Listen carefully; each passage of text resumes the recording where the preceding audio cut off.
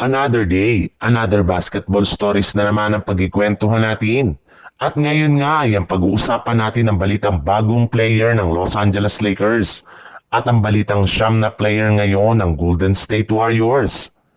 Kahit man nga marami pa rin ang nagsisilabasang trade rumors patungkol sa Los Angeles Lakers,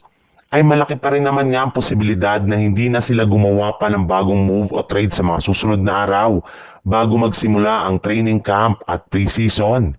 Kontento na rin naman nga ang kanilang team sa kasalukuyan nilang lineup na bubuuhin lamang ng tatlong bagong manlalaro na sina DeAndre Ayton, Jake LaRavia at Marcus Smart na lahat nila nakuha sa free agency market. Imbis nga na gumawa sila ng trade ilang araw bago magsimula ang training camp, ay nakapagdesisyon na nga ang kanilang front office na kumuha na lang ng mga bagong manlalaro sa free agency market. Ayon nga sa inilabas na balita ngayong araw, tatlong magkakasunod na transaksyon nga ang ginawa ng Lakers sa loob lamang ng 2 araw. Inumpisahan nga nila yan ang pagpapapirma ng training camp contract kay Jaron Cumberland na siyang ipinangpalit nila sa kanilang tinanggal na player na si Arthur Kaluma. Ang problema lang, isang araw lamang ang nakakalipas mula ng kunin ito ng Lakers ay agad na nga nila siyang ini-wave o tinanggal para makabuo sila ng bakanting pwesto na siyang ibinigay nila sa kinuha ulit nila na bagong manlalaro na si Tavian Jones na isang 25-year-old, 6'7" guard na huling naglaro sa koponan ng New Orleans Pelicans.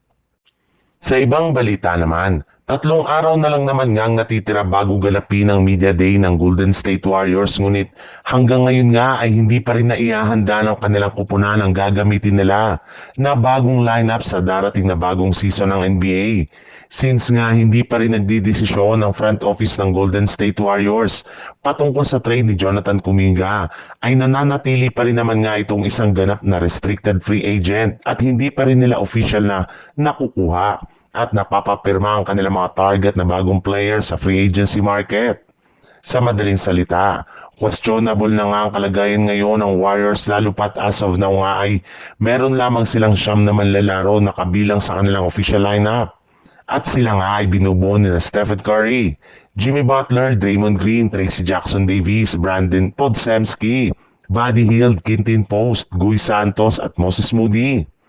Hanggang ngayon nga ay wala pa rin naman official na statement ang Golden State Warriors kung kailan nila papipirmahin ang kanilang mga target player kagaya na lang ni Seth Curry, Anthony Milton at Al Horford. At hanggang wala nga silang move na ginagawa ay mukhang eto nga ang 9 na manlalaro nga ang gagamitin muna nila sa kanilang mga unang laro sa preseason next week.